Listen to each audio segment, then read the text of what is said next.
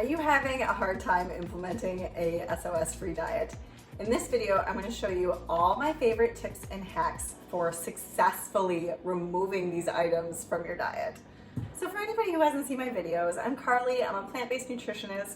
I also have a background in behavior modification, so I'm very familiar with what it takes to bring this information to you in such a way that's going to be helpful instead of just providing the information and then hoping you go about it on your own later on. I want to give you every possible resource and tool to utilize at your dispense to be able to successfully bring this lifestyle into your daily routine. So the first tip is to get really savvy with reading nutrition labels.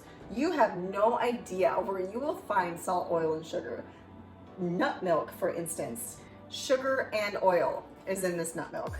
There are so many hidden sources of salt, oil, and sugar. They are ubiquitous in our food supply, and you literally have to be diligent when it comes to every single food label. I know this seems daunting, but you'll get used to it and it'll be second nature. I have celiac disease, so I have to do this originally to check for gluten contamination. So I've just kind of developed the routine, and it really does get super easy after you know what you're looking for. So after you start recognizing all the different synonyms for sugar, oil, and salt, and gluten in my case.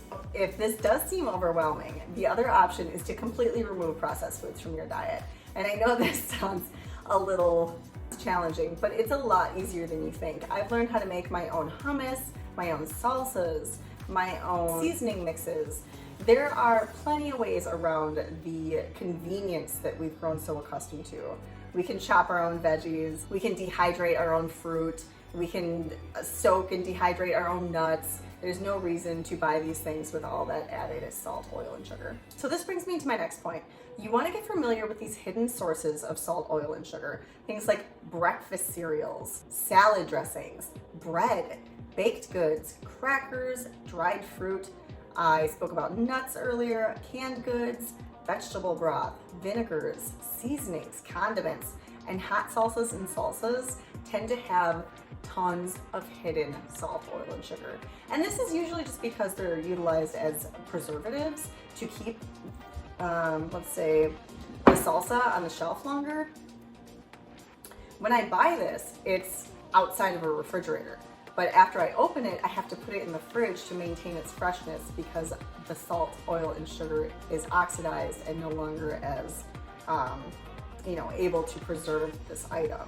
So it has a function, but it's not a healthy function. These foods were never meant to be a long-term solution in our food supply. They were incorporated during the World War II as a means of, feeding the population. But after the war, instead of removing them, they just kept building on them. And now we have literally a artificial flavor for every possible type of substance you could ingest. So the third thing you can do is use particular appliances and kitchen cookware that will allow you to cook without these substances. Things like silicone baking sheets or parchment paper, non-stick pans. You can even use a flame diffuser, which distributes the heat more evenly on, this is particularly helpful for gas stoves, but you can use it for electric. Or some people use like a tin pie sheet that they can put over the top so it separates the heat from the pot's surface, so it more gradually and evenly distributes that heat. This is also helpful when you need like a low, steady heat for a consistent duration, so you can walk away from whatever it is that you're cooking, as opposed to standing there and sauteing the whole time or stirring it the whole time. This allows more convenience in your SOS-free life. 3 appliances that I have found super helpful for this lifestyle. Number 1, a pressure cooker. Number 2, a dehydrator, and number 3, an air fryer. These will allow you to cook and bake without oil, salt, and sugar. The pressure cooker is great for any kinds of soups, or you can even saute or bake in that thing. It's an all-in-one. The air fryer is particularly popular for making things like French fries and chips, crunchy things. So you can even put your veggies in there and give them that roasted taste and that texture that you're probably seeking. The next thing you want to learn is the substitutions you're going to need to utilize for each cooking method. So that would be baking, sauteing, stir frying, roasting, and deep frying. I actually have other videos that are dedicated to that topic if you want to check those out. And if you want to learn more about this topic in general, make sure you subscribe so you don't miss other videos that might help you with recipes and meal prepping when it comes to SOS-free living. Number 5, find some favorite oil-free condiment recipes. Sauces and dips are going to be huge in this department. So specifically for the sauces, you can use things like pureed beans and lentils, veggies like cauliflower, potatoes, and carrots. You can also use nut and soy milk, nutritional yeast, and nut butters. For dips and dressings, you can whisk or blend together vinegar, herbs and spices, nuts and seeds, and fruit juices.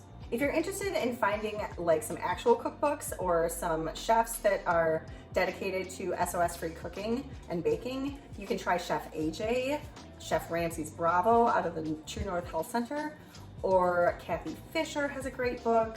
I know Joel Furman has done several cookbooks on SOS-free diets, as well as Dr. Michael Greger. He's got the How Not to Die and the How Not to Diet cookbooks. Or you can always check out my blog at modernnutritiondesigns.com. I have been posting these for well over a year now, and I continue to broaden my scope. So if you find some of your favorite SOS-free recipes that I don't personally have, you should make sure to leave those in the comments below. I would love to try them. Or if you have any requests for any recipes that you are having trouble with coming up with different ways to adapt to being SOS-free, let me know in the comments and I will try to incorporate my own version.